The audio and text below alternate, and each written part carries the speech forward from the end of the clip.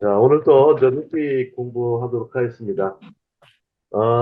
되도록이면 이제 오늘 내로 다 끝내려고 합니다. 루키 공부.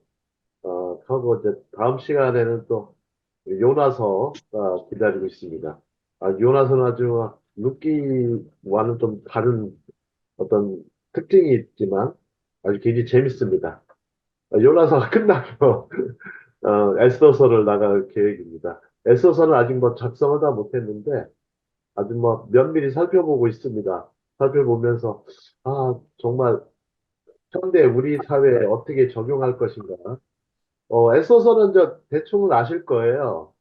거기에는 정말 무슨 뭐 하나님의 이름이 언급되지도 않고 그 다음에 뭐 굉장히 또 이스라엘 지경이 아닌 다른 곳이기 때문에 어떤 다른 것들이 보여지지 않는데 왜 정경에 들어왔을까? 뭐 저도 고민을 해보는데 들어온 이유를 에스더서에서 찾아보니까 뭔가 하나 단서를 찾긴 찾았어요. 찾아보는데 아주 성경 연구가 아주 재밌습니다. 기존의 어떤 뭐 주석도 있고 하긴 하지만 깊이 성경을 자세히 들여다보면 뭔가 보입니다. 자, 오늘은 루키 2장 22절로 가도록 하겠습니다. 자, 이제 지난 시간까지 보면 나오미가 이제 룻에게 보아스의 밭에서 이삭을 줍도록 합니다. 근데 이제 나오미가 이런 말을 합니다. 한번 같이 읽어볼까요? 다른 밭에서. 시작. 다른 다른 다른 밭에서 밭에서 사람을 사람을 만나지 만나지 아니하는 아니하는 것이 것이 좋으니라. 좋으니라. 좋으니라. 이제 히브리 원문을 잘 모르실 거예요. 원문에 보면 이렇게 해석해 놨어요. 이렇게 놨어요. 다른 사람의 밭에서는 내가 해를 당할지도 모르기 때문이다.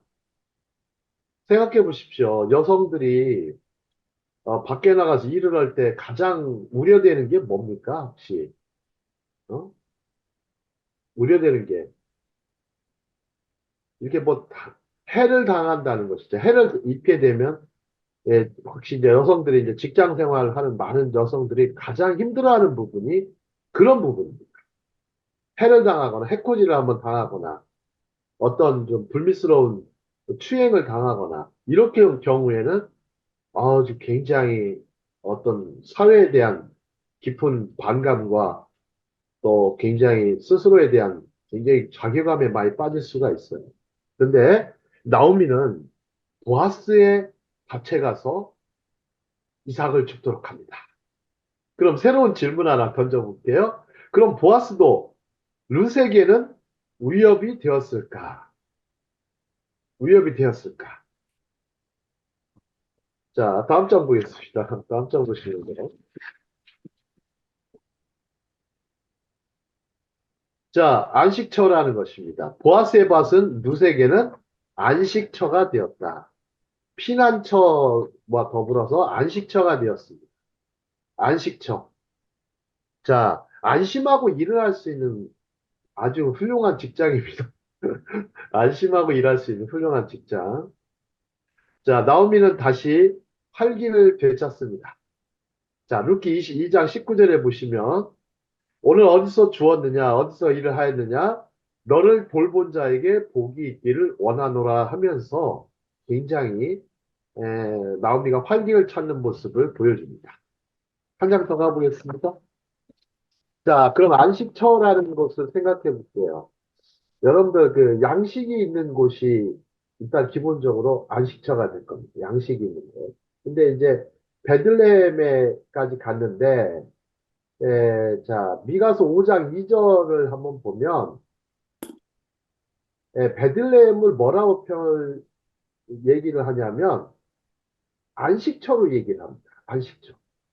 베들레헴 유브라다야 너는 유다 족속 중에 작을지라도 이스라엘을 다스릴 자가 내게서 내게로 나올 것이라. 그의 근본은 상고에 영원에 있느니라. 자, 그러면 한번 생각해 보시죠.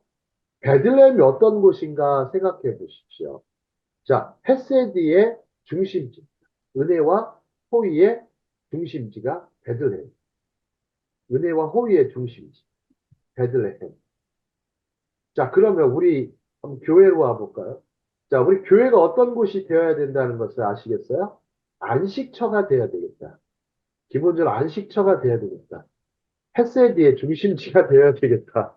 이런 생각을 해보게 됩니다. 우리 교회 사역할 때 정말 안심하고 정말 거기서 거할 수 있는, 자, 그래서 이 교회를 옛날에 저기 뭐 선교단체에서는 뭐라고 표현하지 아세요? 교회는 은혜의 대기권 이렇게 표현했어요. 은혜의 대기권, 은혜의 대기권이라고 표현하죠.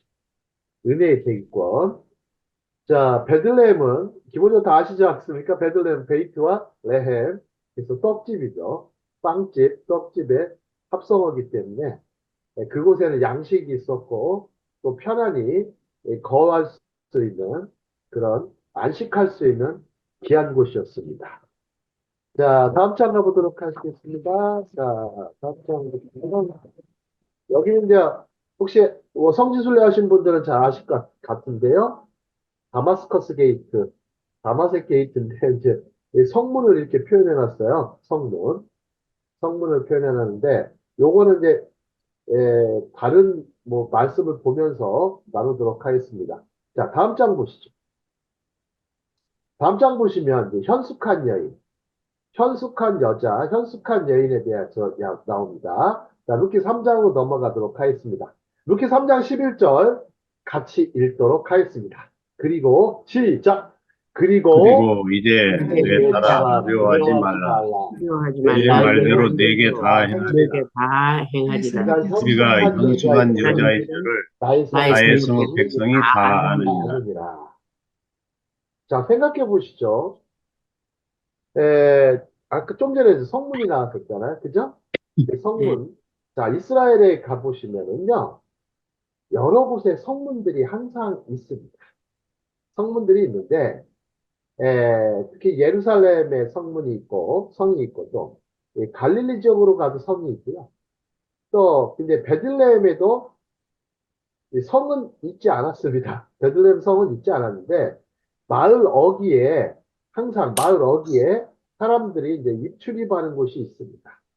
자, 그런데 거기에서 예, 저기 나오미와 이제 룻이 이제 거기를 들어가면서 사람들이 이제 나오미와 룻에 대해서 표현하기를 현숙한 여자이다. 여러분들 현숙하다는 말 이거 좀 뭐야 좀 생각해 보시면 현숙하다 이거 뭐 별거 아닌 것 같은 말씀 같은데요. 굉장히 유대인들한테는 또 굉장히 다른 의미가 있습니다. 전숙한 여인이라는 것은요, 구절이요, 한 두 구절밖에 없어요. 제가 이제 히브리어 사전을 찾는데, 희한한 일이에요. 잠언 31장 10절하고 룻기의 11절, 3장 11절에만 등장합니다. 그러면 현숙한 여인을 만나는 것이요, 뭐라고 썼어요? 하늘의 별 따기를 넘어서 하늘의 별 따기라는 겁니다. 혹시 여성들 이름 중에 현숙이라는 이름 많죠? 제 이모님도 현숙인데, 이름이. 어떻게, 뭐, 대단히 현숙해 보이지는 않지만. 하여튼, 이모님이 현숙이라는 이름을 쓰시는데, 굉장히 이 구절에만 나올 정도면, 이 현숙하다라는 얘기는 다른 의미를 갖고 있다는 것을 우리가 볼 수가 있어요. 한국에서는 그냥 현숙하면 그냥 현명하고 좀 성숙한 사람? 뭐이 정도만 이제 생각할 수가 있겠죠. 자, 천숙한 여인장. 이 잠언 31장, 뭐, 지난번에도 한번 뭐 읽어보시도록 말씀을 드렸는데, 잠언 31장, 혹시 10절, 어떤 분 한번 읽어주시겠어요? 31장 10절,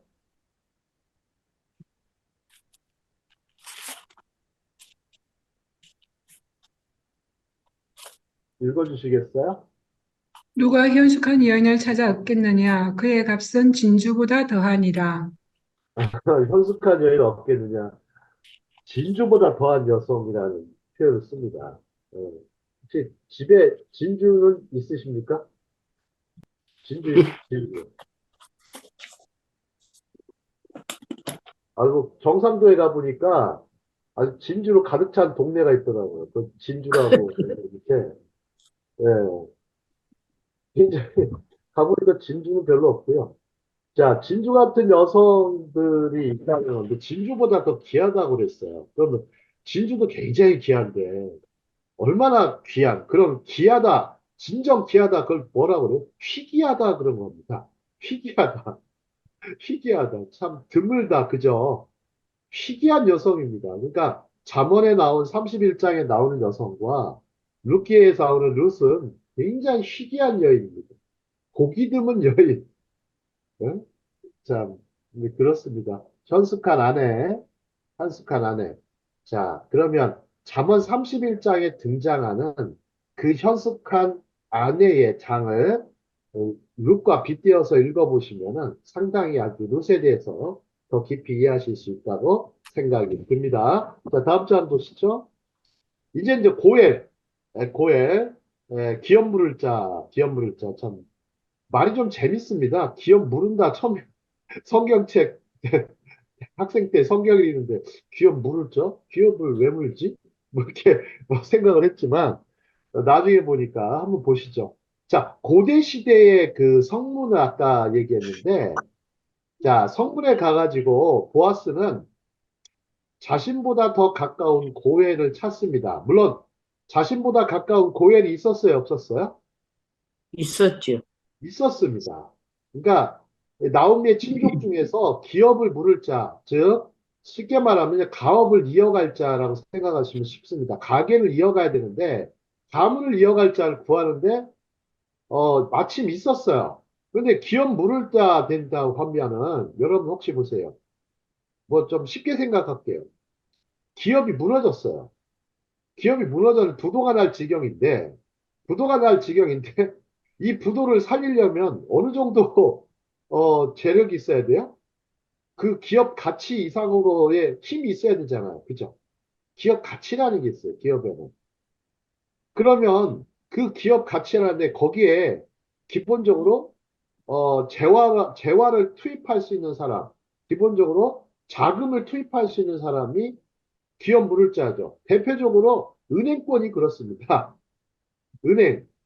은행이 그만한 재화를 갖고 있기 때문에 충분히 물을 수 있는 우리나라에는 기업은행이 있습니다. 산업은행이 있죠. 그래서 보통 일반 시중은행에서도 그걸 담당하지만 기업은행이나 산업은행에서는 거의 기업 물을 자의 수준을 갖고 있습니다. 그러나 과연 부도나는 기업한테 은행이 다시 저거를 할까요, 안 할까요? 보통의 기업들이요.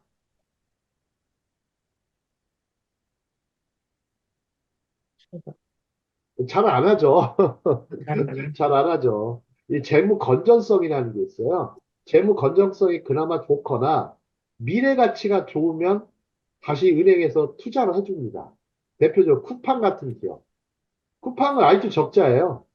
근데 아직도 그래요? 적자인데 미래 가치가 너무나 커서 근데 지금 거의 흑자 전환이 이루어지고 있다고 하죠. 자, 미래 가치가 커서 은행권이 판단을 해서 수천억을 그냥 배출을 해주고 수조 아마 뭐 수조 원에 해당하지 않을까 싶습니다. 자, 성문을 한번 보시죠. 성문은 고대 시대의 사람들의 만남의 광장이에요. 지역사회의 중심이고 선지자의 설교단이 있었고 소문의 중심지예요. 옛날에는 성문이나 이렇게 혹은 동네 어귀에서 마을 사람들이 모여서 활동을 하고 그곳에는 뭐가 있었냐면 그 마을에 장로들이 상주하고 있었어요. 보통 장로분들이 상주하고 있어서 그 성문에 가서 에, 보아스도 기업 물을 자를 찾아봅니다. 자, 다음 장 가겠습니다. 자, 보아스의 이제 발치의 눈, 그리고 깨어난 보아스입니다. 이제 기업 물을 자에 대해서 합니다. 자, 기업 물을 짠 법은 킨즈맨이라고 합니다. 킨즈맨. 영어로 리디머 로라고 하는데 구속할 수 있는 법이에요. 구속법이에요.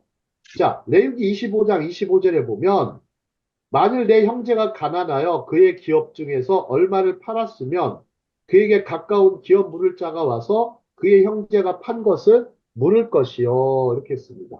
물을 것이요. 자, 이제 보아스가 이제 기업 물을 자로 나오게 됩니다. 자, 이제, 근데, 에, 룻은 보아스의 발치에 눕게 됩니다. 눕게 돼서 깨어납니다. 자, 그 사건 이전에 한번 생각해 볼게요. 그럼 질문 하나 던져볼게요. 보아스는 과연 독신이었을까? 아니면 결혼한 남자였을까? 김혜옥 권사님, 어떤 것 같으세요? 음, 독신은 아니었던 것 같은데 결혼 돌싱남 같았어요. 돌심남이요? 세상에. 돌심남까지, 예. 다른 분 안 계세요? 독신은 아닌 것 같아. 아, 독신은 아닌 것 같았어요. 예, 그냥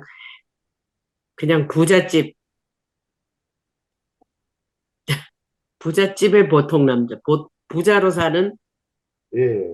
평범한 사람. 뭐, 성경에는 나와 있지가 않기 때문에 알 수가 없어요. 예, 뭐, 독신남인지, 결혼한 남자인지, 뭐, 돌싱인지, 뭐, 아니면 뭐, 부인을 여러 명 거느린 사람인지 알 수가 없어요. 알 수는 없는데, 하여튼, 제가 봐서는 이스라엘은 모든 남자들, 여성들이요, 일찍 다 출가를 시킵니다. 출가를 시켜요. 기본적으로 결혼하지 않는 사람이 거의 없습니다. 현대에 들어와서는 그렇게 없지.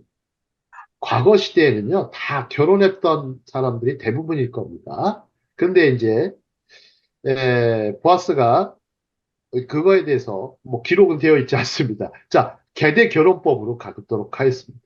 자, 계대 결혼법. 리빌레이트법이라고 하는데요. 이게 참, 지금 생각해보면 참 이게 악법이라는 생각을 많이 합니다. 악법. 아, 저 도대체 이거, 예?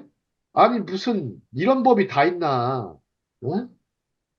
아니, 그래서 뭐, 굉장히, 마지막 절에 두 번째, 그 여인이 낳은 처자들이 그 죽은 형제의 이름을 잊게 하여 그 이름이 이스라엘 중에서 끊어지지 않게 할 것이니라. 이렇게 했는데, 어찌 보면 좀 악법 같이 보이지만, 예? 근데 보아스와 룻도 결국 계대 결혼을 합니까? 안 합니까?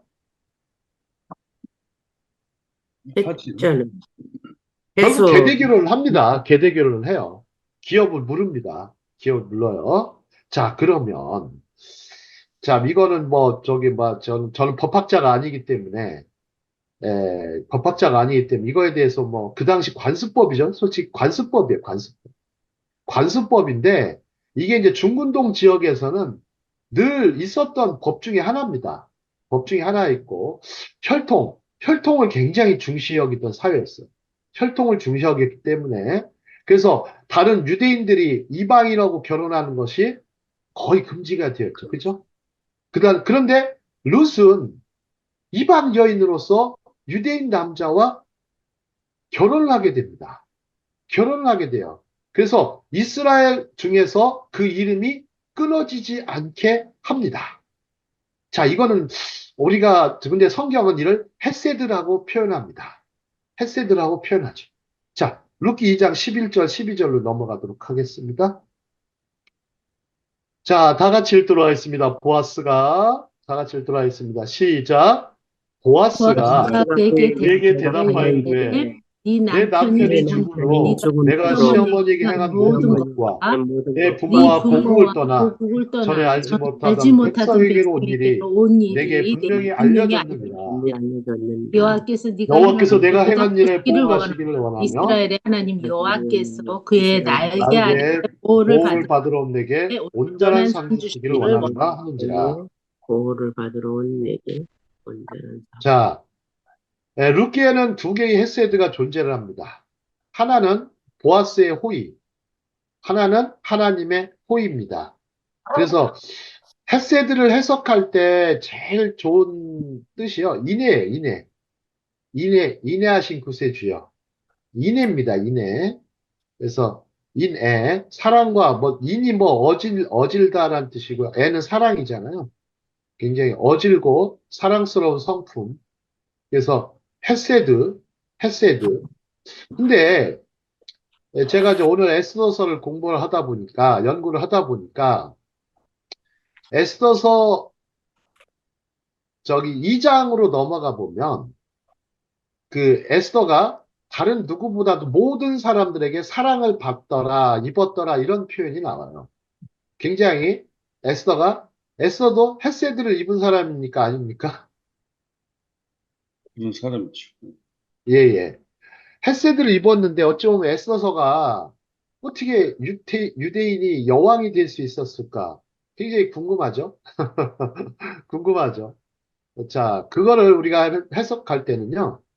헤세드 입장에서 해석하시면 잘 풀려요. 헤세드 입장에서. 자, 다음 장 보겠습니다. 그러면 제가 뭐 헤세드 연구가가 누가 대표적일까 했더니 캐더린 사켄피엘드라는 사람이 있어요. 이 사람은 헤세드 연구를 한 10여 년을 해요. 헤세드 연구를. 그래서 이 사람이 뭐라고 그러냐면 헤세드 연구를 하면서 약한 자가 곤궁에 처해 있을 때 강한 자가 그럴 의무가 없음에도 불구하고 자발적으로 보이는 언약적 충성이다 이렇게 표현했습니다. 그러니까 캐더린 사켄펠드가 그렇게 표현해요.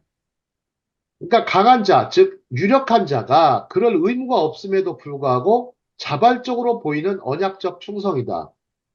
굉장히 지금 보시면 보아스는 직접적인 의무가 없었어요.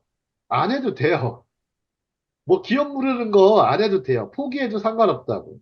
그죠? 그런데 보아스는 계속 포기하지 않습니다. 자신이 기업 무를 자로 당당하게 나섭니다. 근데 헤세드라는 걸 잘 보십시오. 이게 헤세드라는 단어를 찾아보니까 사무엘하 15장 19절 20절 있어요. 한번 성경 가지고 계신 분들은 한번 펼쳐보시기 바랍니다. 사무엘하 15장 19절 20절에 보면 아들 압살롬에게 쫓기는 상황이 있어요. 아들 압살롬에게. 아들 압살롬에게 쫓기면서 자신을 쫓으려는 이때를 돌려보냅니다.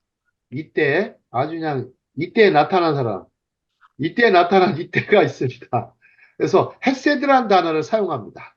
헤세드란 단어를 사용합니다.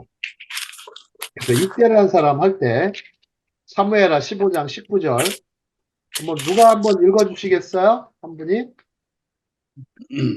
그때에 왕이 가드 사람 이때에게 이르되 어찌하여 너도 우리와 함께 가느냐 너는 쫓겨난 나그의 내일이 돌아가서 왕과 함께 내 곳에 있으라 너는 어제 왔고 나는 정처 없이 가니 오늘 어찌 너를 우리와 함께 떠돌아다니게 하리요 너도 돌아가고 내 동포들도 데려가라 은혜와 진리가 너와 함께 있기를 원하노라 하니라.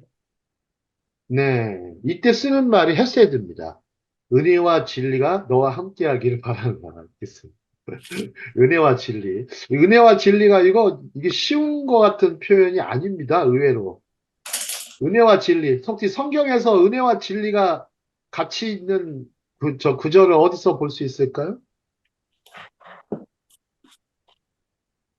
시편하고 요한복음 룸 1장. 1장에 나타나죠. 은혜와 진리가 충만하더라 그랬습니다. 자, 시편에 보면은요, 은혜는 하늘로부터 오고, 진리는 땅에서 솟구친다 그랬어요. 은혜는 하늘에서 오고, 진리는 땅에서 솟구친다. 이 대목 한번 연구해 볼 가치가 많습니다. 은혜와 진리가 함께하길 원한다 그랬어요. 자, 헤세드란 단어를 사용합니다. 그래서, 정말 다윗이 위급할 때 자기를 충성스럽게 따라오는 사람. 자, 고려 거란 전쟁 요즘 한국에서는 난리가 아닙니다. 아주 재밌는 사극인데 최수종, 우리 크리스찬 아주 배우 중에 최수종 배우가 나오죠. 거기에 보면 고려 현종이 나오죠. 고려 현종을 죽기 살기로 현종에 대해서 막 호족들은 어땠습니까? 호족들은 굉장히 아주 왕을 업신여겨요. 왕보다 막 힘이 센 호족들이 꽤 있었나 봐요. 그런데 고려 현종을 죽기 살기로 아주 지키는 사람이 있습니다. 장군 중에 하나가인데 지체문 장군, 아주 지체문 장군. 끝까지 왕을 보필합니다. 목숨 걸고 왕의 피난길에도 고려 거란의 습격에서도 피난길에도 목숨 걸고 보필을 합니다. 지체문 장군 아주 지체하지 않고 보필합니다. 네, 이런 걸 보면서, 우리가 좀, 예, 그러면서 왕이 이제 나중에는 지체문 장군을 아주 높여주죠. 왕의 호위무사로서 아주 왕을 지켰기 때문에 아주 높은 관직을 내려주고 그 집안을 아주 크게 일으켜줍니다. 하지만 왕을 거부하고 왕에게 반발한 세력들 어떻게 됩니까? 예, 완전히 그냥 멸합니다. 삼족을 멸. 아주 현종이 아주 그냥, 어찌 보면 은혜와 진리를 같이, 은혜와 진리, 예, 그걸 볼 수가 있습니다. 우리 리더가 갖춰야 될 덕목이 아닌가 싶기도 하고요. 또 그 리더를 잘 보필하는 또 역할, 또 팔로워로서의 역할도 엄청 중요하지 않습니까? 네, 이런 걸 볼 수가 있습니다. 자, 다음 장 보겠습니다. 네, 루키 4장 14, 15절입니다. 자, 이제 여인들이 오늘 내게 기업 물을 자가 없게 하지 아니하셨도다. 이 아이 오벳입니다. 이제 아들을 낳았죠. 오벳의 이름이 이스라엘 중에 유명하게 되기를 원하노라 그랬어요. 참 표현들 너무 멋있습니다. 이스라엘 중에 유명하게 되기를 원하노라. 이는 내 생명의 회복자이며 내 노년의 봉양자라. 곧 너를 사랑하며 일곱 아들보다 귀한 내 며느리가 낳은 자로다 하니라. 아니 베들레헴의 여인들이 축복하는 거 한번 보세요. 우리는 그냥 어떻게 해요? 남 축복할 때? 아유 그냥 축복합니다. 잘 되기를 빌어요. 뭐 이 정도만 하죠. 한번 좀 바꿔보세요. 한번 이 아들의 이름이 그냥 한국에서 유명하게 되기를 원하는 전 세계에서 유명. 그리고 막 생명의 회복자라고 소리하고 이제 노년의 봉양자. 아유 뭐 일곱 아들보다 귀한 며느리 칭찬하는 거 보세요. 아유 야, 아들은 다 소용없는 것 같아, 진짜, 보면. 일곱 아들보다, 예? 기륜과 말륜 있었죠, 그죠? 기륜과 말륜 아들이 있었잖아요. 얼마나 개판이에요, 개판. 아주 인생이. 그런데 며느리가 낳은 자로다 하면서 이렇게 극찬을 합니다. 극찬을 합니다. 자, 베들레헴에서 이런 여인들의 이런 극찬이 있었습니다. 자, 다음 장 보시죠. 자, 기업 물을 자 다시 한번 보겠습니다. 기업 물을 자 이제 고엘이라고 하죠, 히브리어로. 자, 나오미의 주된 관심은 그 집안의 기업을 물을 자가 아니었어요, 원래. 그죠? 그냥 며느리가 그냥, 아유, 얼마나 힘들어. 그냥 그 와가지고 고생하는데 그냥 베들레헴까지 와서 정말 저 외국에서 온 며느리죠. 그죠? 외국에서 온 며느리가 정착을 잘하고 안정을 이루기만을 바랬습니다. 그냥 인간적인 소원만 바랬었어요. 인간적인 소원. 생계나 유지하고 그냥 건강하게 거기에 정착하고 살았기를 바랬죠. 그런데 섭리적 우연을 만났습니다. 여러분도 우연이라는 단어를 쓰는데요. 우연, 만나 유력자인 보아스와 상봉하게 됩니다. 자, 보아스는 그 집안의 기업 물을 자였습니다. 자, 혹시 그 물리학에서 말하는 우연이 어느 정도인지 아세요? 물리학에서 말하는 우연. 영어로 코인시던스라는 단어 쓰는데요. 혹시 우연이라는 단어가요. 10의 마이너스 31승입니다. 우연의 일치라는 단어 쓸 때 10의 마이너스 31승. 물리학에서는 10의 마이너스 31승이 어느 정도인지 아세요? 수학 잘하시는 분. 상상은 못해. 계산 불가예요. 계산 불가. 자, 10의 마이너스 31승을 비유를 한번 해볼게요. 원숭이 한 100마리가요. 어마어마한 키보드에 올라가서 원숭이 100마리예요. 키보드에 올라가서 막 타이핑을 쳐요. 타이핑을 쳐서 성경 한 권이 나오는 게 10의 마이너스 31승입니다. 성경의 전권이 그대로 써져야 돼요. 원숭이 100마리가 거대한 키보드에 올라가가지고 성경 한 권이 제대로 창세기부터 요한계시록까지 하나도 안 틀리고 나와야 그걸 우연이라고 합니다. 이거 시험은 못 해봤을 거 아니에요. 예, 그렇죠. 비유가 그렇다는 거예요. 비유가. 할 수가 없어요. 근데 섭리적 우연입니다. 성경에는요, 이 우연이라는 사건이 굉장히 많아요. 우연 사건. 신기한 일입니다. 우연 사건이 굉장히 많습니다.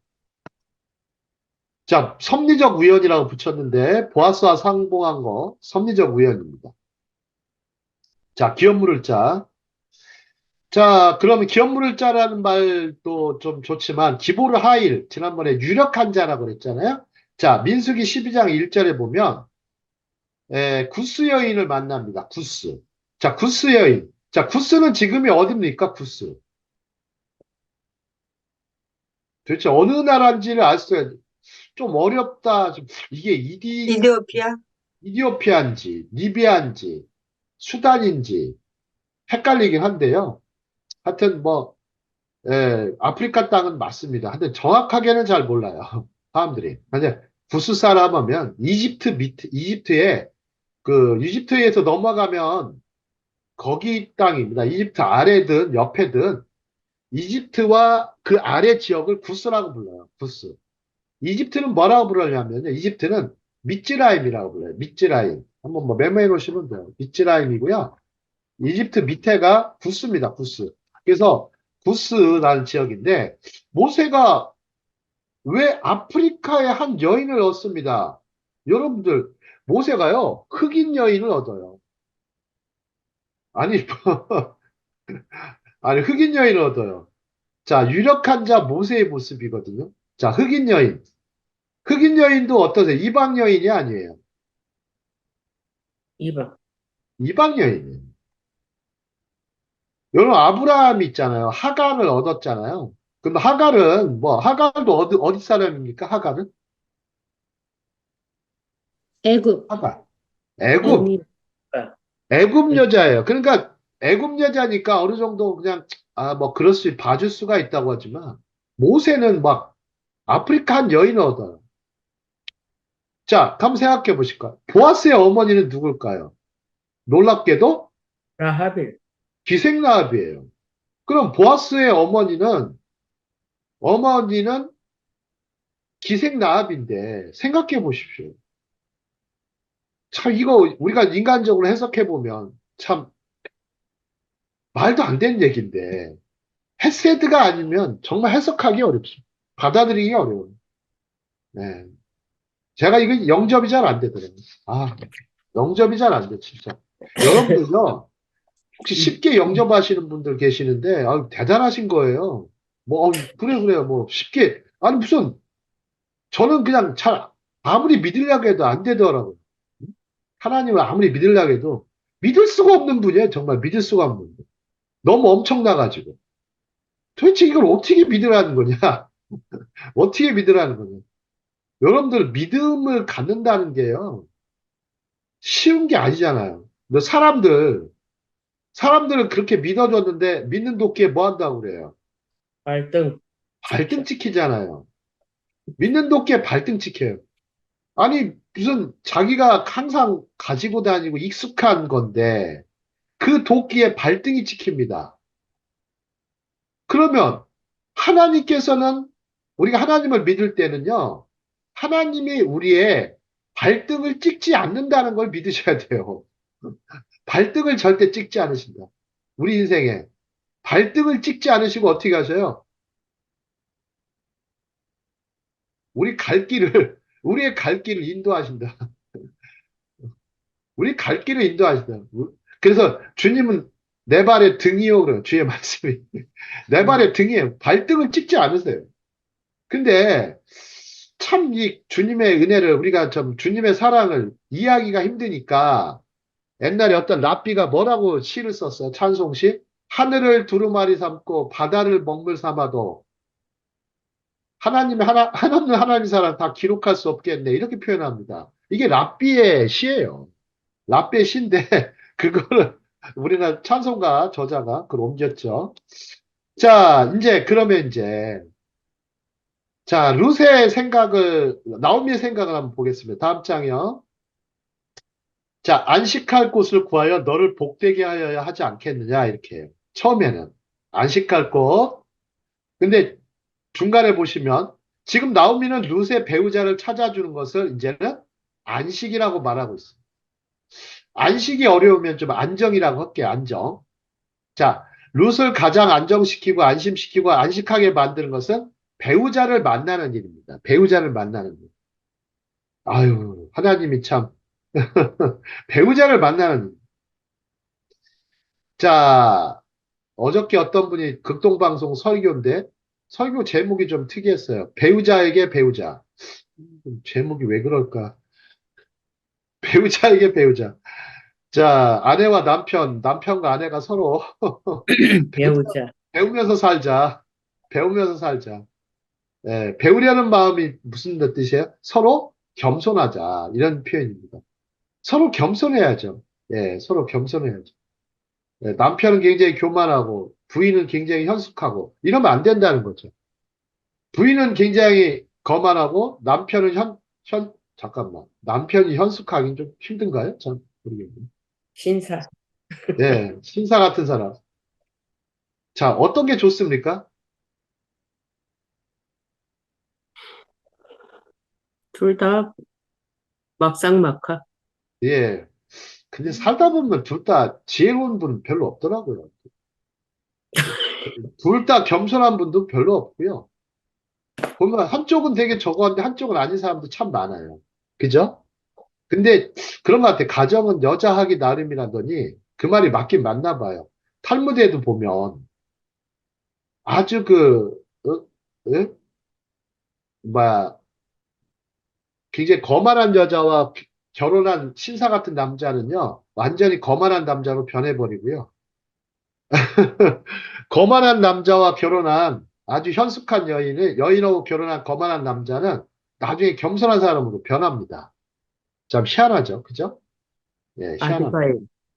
예, 제가 요번에 명절 때 그걸 철저히 느꼈어요. 우리 사촌 중에서 그런 사촌이 하나 있었거든요. 아, 근데 아주 자기 부인을 너무 좀 현숙한 부인을 얻어서 믿음 있고, 자녀들이 아주 공부를 잘합니다. 공부를 잘하니까 하나는 이제 약대를 가고 하나는 이제 지금 전교 수석이라는데 그 아빠가 그렇게 옛날에 약간 깡패 짓을 좀 하고 다녔어요. 깡패 짓 하는데 아빠가 변했더라고요. 이 친구가 사촌인데 변해서 열심히 일을 합니다. 하루하루. 하루하루. 딸들을 보면서 예? 이제 그런 거 보면서 참 신기하다 이 생각을. 자, 순종하는 룻에 대해서 보겠습니다. 자, 시어머니의 지혜를 따릅니다. 이제 룻은 이제 시어머니의 지혜를 따릅니다. 이제 이제 보아스의 밭에 가서 이제 룻이 보아스의 발꿈치에 눕게 됩니다. 자, 룻기 3장 9절에 보면 룻이 보아스에게 말합니다. 당신의 옷자락을 펴 당신의 여정을 덮으소서. 이는 당신이 기업을 물을 자가 됨이니이다. 지난번에 이제 하나님의 날개 그늘 얘기했었죠? 자, 요 뜻은요, 당신의 아내가 되기를 원합니다. 라는 뜻이에요. 자, 이때는요, 룻에 대한 나오미의 헤세드와 보아스의 헤세드를 둘 다 볼 수가 있어요. 헤세드가 여러 개의 모습으로 나타나죠. 자, 다음 장 보시죠. 자, 이제는 이제 자기 소견대로 하지 않은 보아스를 생각하셔야 돼요. 그 당시 시대는 사사기 시대입니다. 사사기 시대. 이스라엘에 왕이 없었죠. 왕이 없으니까 자기 마음대로, 자기 소견에 옳은 대로 행하였더라 그랬어요. 자, 그런 시대에 보아스는 하나님의 법대로 삽니다. 하나님의 법대로 살아요. 무법천지 시대, 무법천지. 그래서 고아와 과부를 돌보라 하신 하나님의 말씀을 행하고 있어요. 신명기 말씀. 고아와 과부를 돌봐라. 고아와 과부를 돌보라는 하나님의 말씀을 행하고 있다. 에스더서가 그런 대목이 많아요. 에스더서가. 그래서 아마 정경에 들어갈 수 있었던 것 같기도 합니다. 왜? 토라에 부합되기 때문에. 토라에 부합되기 때문에 들어가요. 에스더서는 논란이 지금도 많아요. 이게 어떻게 정경화가 되겠냐. 철저히 세속주의 같은데. 이렇게 하시는 분이 있지만, 그러나 잘 보십시오. 잘 보십시오. 세속주의에 우리 사회에 살고 있어도 하나님의 은혜와 진리는요, 여전히 흐르고 있었어요. 자, 요즘 시대 어떻습니까? 사사시대나 지금이나 뭐가 다르지 않아요. 각자 자기 소견에 좋은 세대로 살죠. 근데 지금 젊은 여인이 한밤중에 이불 속으로 들어온 상황을 보아스는 자기 소견대로 하지 않고 하나님의 법대로 진행을 합니다. 참, 룻의 여기서 무슨 모습을 볼 수가 있어요? 순종도 하지만 룻의 용기도 볼 수 있어요, 용기를. 룻의 용기를 볼 수 있었어요. 아주 용감한 여성입니다. 기업물을 짜 보아스의 이불까지 가서 당신의 아내가 되고 싶습니다라는 고백을 합니다. 자, 그럼 어떻게 될까요? 다음 장이요. 자, 다음 장 보시면 이제 법대로 한 기업물을 짜 보았어요. 법대로 합니다. 자, 13절에 보시면 밑에 보시면 여호와께서 살아계심을 두고 맹세하노니 내가 기업물을 짜의 책임을 내게 이행하리라. 아침까지 누워 있을지니라. 아주 그냥 밤에 들어왔는데 아침까지 누워 있으라고 합니다. 이제 쉽게 말하면 하룻밤을 보내라는 얘기죠. 같이 보냈다는 얘기죠. 자, 그리고 보아스는 나오미의 말과 같이 그 일을 성취하기 전에는 쉬지 않습니다. 쉬지 않습니다. 자, 보아스는 하나님의 법대로 기업물을 짜의 권리를 찾아 기업을 물을 권리를 가지게 됩니다. 출애굽기 4장 1에서 12절 보시면 기업물을 짜의 그 법률이 있습니다. 그래서 그 당시에도 토라가 이미 있었죠. 토라가 있었어요. 그래서 토라의 법률, 아마 신명기나 혹은 출애굽기의 그 법률을 굉장히 존중하는 사람이었음에 틀림없습니다. 자, 다음 장 보시죠. 자, 이제는 이제 부지런히 일합니다. 부지런히 보아스의 신실함. 자, 그 사람이 오늘날 이 일을 성취하기 전에는 쉬지 아니하리라. 자, 아니하리라. 자, 출애굽기 14장도 그렇죠. 14장. 그냥 가만히 있어라. 가만히 있고, 가만히 있어라. 가만히 있으면 그냥 하나님께서 너희를 위해 싸우실 것이다 하시듯이 아마 보아스가 이 일을 성취하기 전까지 쉬지 않는다. 여러분 결혼할 때 앞두면 어떻습니까? 분주합니까? 안 분주합니까? 결혼 분주하죠. 앞두고. 분주하죠. 예, 분주합니다. 요즘은 좀 덜 분주한 것 같아요. 옛날보다. 덜 분주한 것 같아요. 예, 요즘은 뭐 굉장히 어디를 가도 다 시설이 다 잘 갖춰 있잖아요. 예, 많이들. 아이고. 저기 윤양수 목사님은 결혼식을 어디서 올리셨습니까? 그때는 예식장에서 했죠. 아, 예식장에서. 우리 요셉 목사님께서는요. 우리는 그 100주년 기념관에 거기 아, 100주년 기념관. 예. 종로구 100주년 기념관에 아, 거기서 어유, 세상에. 우리 김영옥 권사님은 뭐 일본에서 올리셨습니까? 혹시 일본에 계시기 때문에. 저는 두 번 했습니다. 한국에서 아, 한 번 하고 일본에서 한 번 하고 예, 예, 예. 아, 일본에서 할 때는 사정안에서 했습니다. 아유. 잘났잖아요. 예, 일에 한번 예, 웃어야지. 예.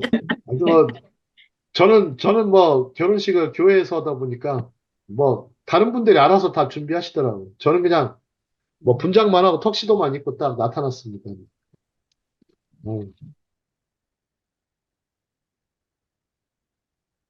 아주 땀이 비오듯 하는 날 그날 온도가 30도였어요. 아유, 땀이 결혼식 비어도 빨리 결혼 빨리 했으면 좋겠다. 왜 이렇게 길어 목사님 설교가 그날따라. 왜 이렇게 긴지 막 옛날에는 너무 길어가지고 좀 목사님이 오늘 천천히 말씀하세요. 충청도 목사님이라. 내가 그냥 속 터져서 빨리 좀 네. 언제 끝나나 화장실도 가고 싶고 막 땀은 나고 예. 근게 전라도 해야죠. 근게 예, 이렇게 나잖아요. 빨리빨리 그냥 빨리빨리 했으면 좋겠습니다. 하여튼 쉬지 않고 기업물을 짜의 그런 행동을 실천하는 보아스의 모습을 봅니다. 자, 다음 장이요. 자, 만군의 여호와의 열심입니다. 여러분도 참 만군의 여호와의 열심. 자, 그 여호와의 열심인데 이게 전 열심에 대해서 생각을 해봅니다. 우리가 좀 열심히 살아야 된다. 열심히 공부해라. 열심히 살아라. 열심히 사는 게 답이다. 이렇게 또 하는데, 저희 어머니께서 툭하면 열심히 먹어라. 그런 말씀 많이 했어요. 열심히 먹어라. 먹을 때는. 먹을 때도 열심히 먹어요. 근데, 자, 열심히 한자로 어떻게 됩니까? 뜨거울 열에요. 마음심이에요. 뜨거운 마음을 갖고 있어요. 뜨거울 열의 마음심입니다. 그냥 우리가, 아유, 열심히 해. 이렇게 늘 쓰지만, 뜨거운 마음을 갖고 해라. 이렇게 표현하면 좀 다를 것 같아요. 다음부터는요, 열심히란 말 쓰지 마세요. 그냥 뜨거운 마음을 가져. 얼마나 말이 좋습니까? 뜨거운 마음. 한글이잖아요. 한문으로 네. 하니까 너무 맛이 없어요. 자, 근데 성경은 만군의 여호와의 뜨거운 마음이 있어요. 뜨거운 마음. 근데 요한복음 5장 17절에 가보면 이 열심이라는 단어가 있는데요. 내 아버지께서 이제까지 일하시니 나도 일한다. 자, 자, 시편 113편인가요? 이스라엘을 지키시는 자는 졸지도 주무시지도 않으신다. 아니, 잠이 없으세요, 이분께서는. 하나님께서 잠도 없으셔. 밤낮으로 조석으로 쉬질 않으신다는 거예요. 아유, 지치질 않으시나 봐요. 자, 우리도 부지런하여 게으르지 말고 열심을 내야 하겠다. 이 생각도. 요즘에 들어서 더 나이 드실수록 더 열심히 하시는 분들 많이 봅니다. 왜냐하면 시간이 너무 아깝습니다. 하루하루. 젊은 시절 왜 이렇게 뭐 그런 분이 있었어요. 저기 그 이스라엘의 건국의 아버지라고 불리우는 분이 있어요. 누구죠? 시몬 페레스 있어요. 시몬 페레스의 그 책을 한번 제가 권하고 싶어요. 시몬 페레스. 뭐 작은 꿈을 위한 방은 없다는 책이거든요. 작은 꿈을 위한 방은 없다. 이분이 뭐라고 한지 아세요? 마지막에 정말 하루하루 뭐 최선을 다해서 살았대요. 대통령도 해보고 수상도 해보고 장관 해볼 건 다 해본 사람이고 6.1 전쟁, 중동 전쟁, 용키프르 전쟁, 건국 전쟁, 뭐 전쟁이란 전쟁은 다 겪어봤다고 합니다. 이 시몬 페레스는 이 사람의 그 끝에 보면 뭐라고 한지 아세요? 내가 좀 더 열심히 좀 더 아직도 후회되는 부분은 내가 조금 더 열심히 뛸 걸 그랬다 이런 얘기. 열심히 뛸 걸 그랬다. 어이 부끄럽더라고. 작년에 돌아가셨어요. 몇 세입니까? 97세. 97세를 일기로. 아유, 오래 사셨어요. 시몬 페레스. 저는 직접 봤습니다. 시몬 페레스 직접 봤는데, 아주 이스라엘 사람들이, 전 세계 유대인들이 제일 존경하는 인물은요, 시몬 페레스, 시몬 페레스. 어, 그분을 존경한 분이 또 있죠. 후츠파 정신. 그분 때문에 후츠파 정신. 도전해라. 이분이요, 학력도 별거 없었어요. 불가리아 출신이에요, 불가리아. 이민자 출신입니다.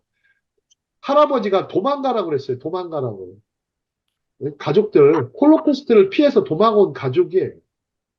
참, 젊었을 때 건너와가지고, 온갖 고생하면서 이스라엘의 건국을 위해서 애썼던 분입니다. 한번 그 시몬 페레스 책을 읽어보시기 바랍니다. 아주 뭐 감동적입니다. 자, 다음. 헤세드. 헤세드 뭐 좀만 하고 마치겠습니다. 자, 헤세드 단순 사랑을 넘고요. 눕게는 몇 번의 헤세드가 나오는가? 몇 번의 헤세드가 나오는지 한번 살펴보시고요.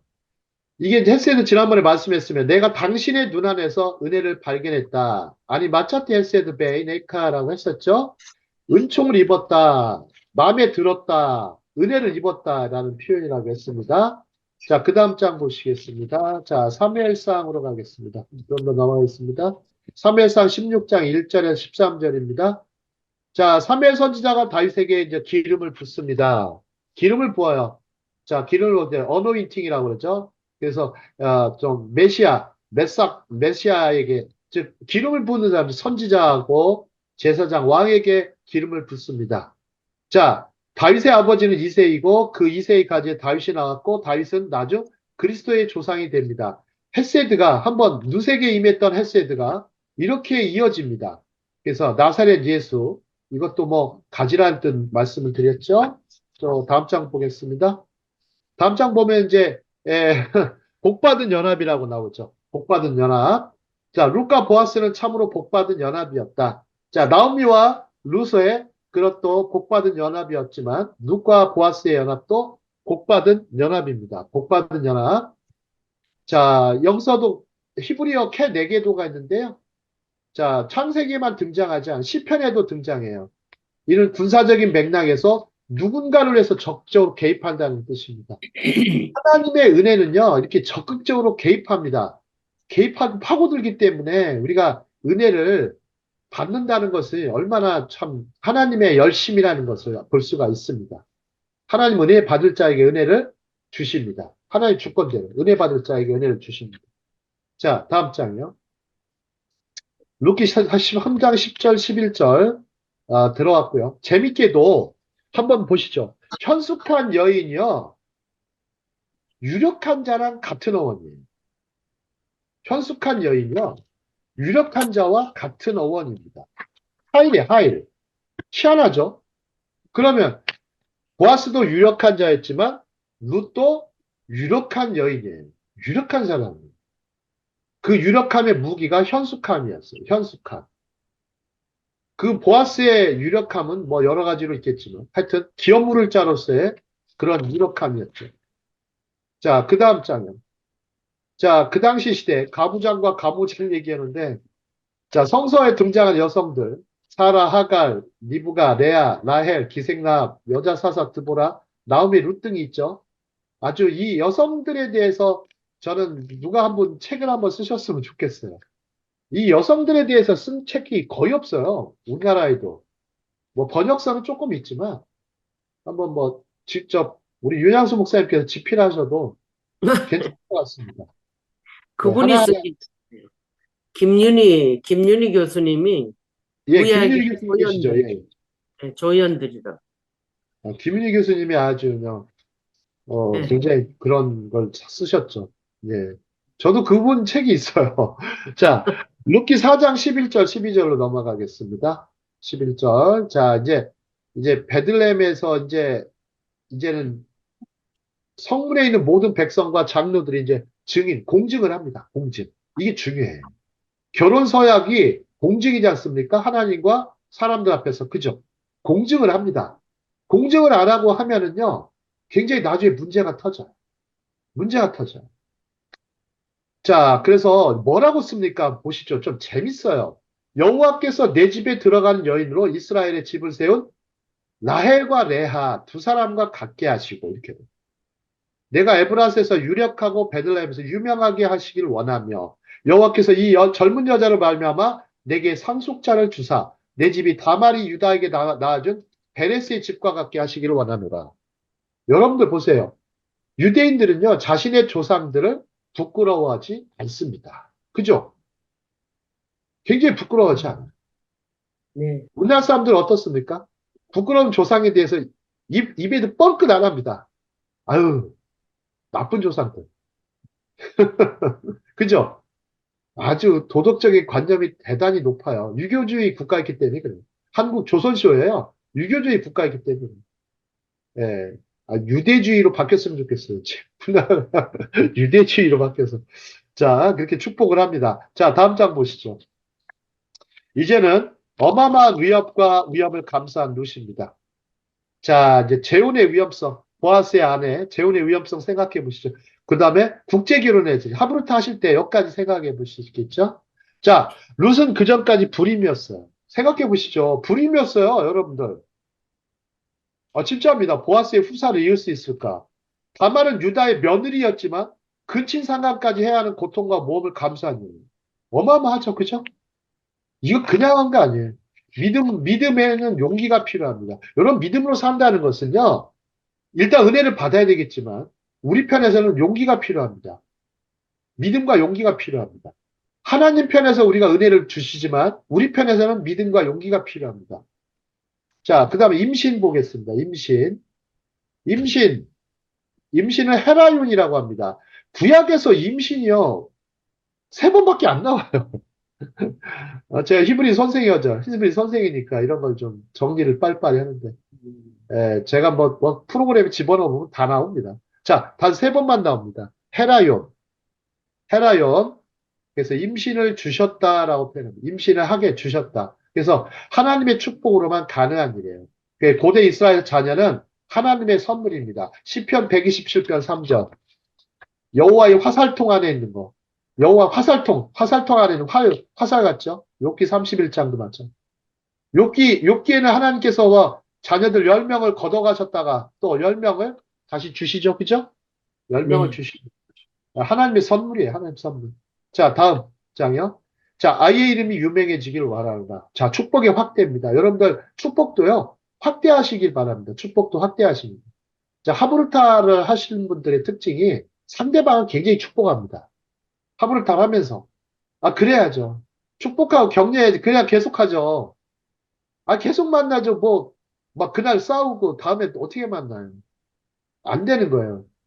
여러분, 싸우는 장면 보셨어요? 하브루타가 우정인데. 싸우지 않습니다. 싸우지 않습니다. 싸우지 않습니다. 이기려고 하지 않습니다. 나누려고 하죠. 이기려고 하지 않습니다. 나누려고 하고 축복하려고 하죠. 자, 이스라엘 백성 중에 이름 중에 불려주기를 원하노라. 자, 베들레헴 여성들은 아이의 이름이 이스라엘 중에 유명하게 되기를 원하노라. 와이카레 쉐모 베 이스라엘 이렇게 합니다. 와이카레 쉐모 그의 이름이에요. 쉐모 베 이스라엘 와이카레 이 카르가 축복하다는데 와이카레 이렇게 네, 합니다. 이스라엘. 쉐모 베 이스라엘 하면서 네, 이스라엘. 자, 다음 장이요. 오베드가요. 아바드. 섬기다, 일하다예요. 아바드. 그래서 땅을 경작하는 자, 노동자, 예배자예요. 오베드가 예배자라는 뜻이에요. 아보다가 예배거든요. 아보다. 히브리어로 아보다. 아보다가 예배인데 그 노동도 돼요. 그럼 예배가요. 노동의 의미도 갖고 있어요. 예배도요. 열심히 하셔야 됩니다. 일하듯이 이렇게 하나님이 일하신다. 자, 오벳은 나오미의 기업물을 짜, 나오미의 노년의 봉양자, 나오미의 생명을 돌아보게 하는 자로 묘사됩니다. 요세푸스는 오벳을 나오미의 종이라고 표현해요. 요세푸스 아시죠? 역사가 섬기는 자로 됐어요. 자, 다음요. 루키 14장 15절. 자, 곧 너를 사랑하며 일곱 아들보다 귀한 내 며느리가 낳은 자로다. 자, 일곱 아들은 완전술과요. 수라서 가정의 완벽한 축복이에요. 이거 그냥 제가 그냥 작성하지 않습니다. 철저히 하나하나 다 봅니다. 다 봐. 자, 오벳의 출생. 나오미의 공허감을 충만함으로 만들고 새로운 인생을 살게 할 기쁨과 힘을 줍니다. 자, 우리 시편 23편 6절에 보면 바로 오벳은 나오미로부터 헤세드의 가치와 위엄을 충분히 받았을 것입니다. 시편 23편 6절로 가겠습니다. 다음 장이요. 자, 같이 읽겠습니다. 내 평생에 시작. 내 평생에 평생에 선하심과 의인자심이 반드시 나를 따르니. 반드시 나를 따르니. 네, 저도 결혼할 때 이 성가를 불러주더라고요. 그 인자하심이 하면서 부르는데 눈물을 흘렸어요. 자, 손자 오벳은 다시 손자 다윗에게 헤세드의 가치와 위력을 알려주었을 것입니다. 그래서 돌멩이 5개로 거인 골리앗을 무찌르는 용맹함을 갖도록 하였을 것입니다. 보세요. 룻의 이야기를 해줬을 거 아니에요. 할머니, 야, 할머니, 룻 정말 이러신 분이었다. 아버지, 너는 어떠신 분이었다. 다윗은 아마 그것을 들었을 것입니다. 그렇지 않겠어요? 이게, 그렇지 않겠어요? 자, 결국 왕가가 형성이 되죠. 자, 다음, 룻기 공부의 중요성. 이렇게 나오죠. 자, 룻기 공부. 룻기 족본이라고 그래요. 족본의 마지막. 그것은 다윗에 대한 얘기고요. 자, 다윗의 자손. 자, 헤세드는 대단한 사람들의 일만이 아니라 나오미, 룻, 보아스 등 평범한 사람들, 평신도를 통해서도 일어납니다. 우리나라가 약간 평신도가 조금 무시받아요. 아닌 것 같죠? 평신도를 통해서 많이 일어나요. 네. 그 평신도들도 이 루카 같은 평신도들 많이 일으키셔야 돼요. 나오미와 같은 사람. 그 다음에 보아스와 같은 사람. 자, 루키는 여성적인 책인가 남성적인 책인가 어떠세요? 보면 두 가지를 다 갖고 있죠. 그죠? 남성다움도 생각할 수 있겠죠. 자, 엘리멜렉 보세요. 엘리멜렉도요. 나쁜 사람 아니에요. 저 모압으로 건너가서 패가망신한 사람이라고 생각하시면 안 돼요. 손해를 보면서도 룻을 자신의 아내로 엘리멜렉 잘못됐네요. 보아스죠, 보아스. 보아스는 손해를 보면서 룻을 자신의 아내로 맞았어. 사랑은 희생이고, 바꾸셔야 돼요. 사랑은 희생이고, 손해를 보아야 사람은. 엘리멜렉도 마찬가지죠. 나오미를 아내로 얻었던 사람. 자, 보아스로 고치셔야 됩니다. 네, 잘못됐습니다. 자, 그 다음에 루키의 결론. 자, 다음 점. 루키의 결론. 권선징악을 다루는 것은 동화 같은 세상의 이야기예요. 새드 엔딩도 마찬가지. 물론 해피엔딩으로 끝나긴 했지만. 자, 루키는 그저 행복하고 잘 살았더라라고 결론을 맺지 않아요. 루키는 하나님의 선과 은혜 그리고 영광을 드러냅니다. 자, 다음 장 보시죠. 자, 루키 창작 뮤지컬입니다. 기독신문에서 발췌했는데, 루키 뮤지컬도 한번 자꾸 보시기 바랍니다. 이 기독교에서 예술이 중요합니다. 영화도 이렇게 많아요. 굉장히 많아요. 예, 우리가 말씀을 이렇게 뮤지컬로도 형상화시키고, 영화로도, 드라마로도, 혹은 시로도 이렇게 평상화하는 노력, 교회에서 많이 하셔야 돼요. 예, 교회에서. 이런 건 잘 안 하고, 다른 거 잘 많이 하시는데, 아주 좋습니다. 자, 꼭 기억해야 될 두 말씀 가겠습니다. 다음 장. 성경은, 자, 우리가 이거 같이 읽겠습니다. 시작. 우리가 알거니와 하나님과 하나님을 사랑하는 자, 곧 곧 그의 그의 뜻대로 뜻대로 부르심을 입은 자들에겐 모든 것이 합력하여 선을 모든 것이 이룬다. 선을 이루는다. 또한 그런즉 너희가 그런즉 너희가 먹든지 먹든지 무엇을 마시든지 하든지 하나님 영광을 위하라. 영광을 위하여 하라. 자, 우리가 이 역사 안에서 살아가. 우리가 이 역사라고 하거든요. 역사를 표현할 때는요, 시간, 공간, 인간, 이거를 하나의 단어로 표현하면 역사라고 표현해요. 시간, 공간, 인간, 이 삼간 사이에 있어요, 우리 인간은. 이 삼간에서 살아요. 시간, 공간, 인간. 이걸 역사라고 불러요. 우리 이 역사를 사는 이유는 오직 하나님의 영광을 위함인데, 그것이 바로 구속의 은혜를 기억하고 사는 삶인 것입니다. 우리가 이 세상을 누리기 위해 있는 것은 아닙니다. 또한 하나님은 그 일을 이루시는 과정에서 성공도 실패도, 승리도 패배도 모두 사용하시어 마침내 하나님의 뜻을 이루어내고야 마실 것입니다. 여기까지 강의 마치도록 하겠습니다. 수고하셨습니다.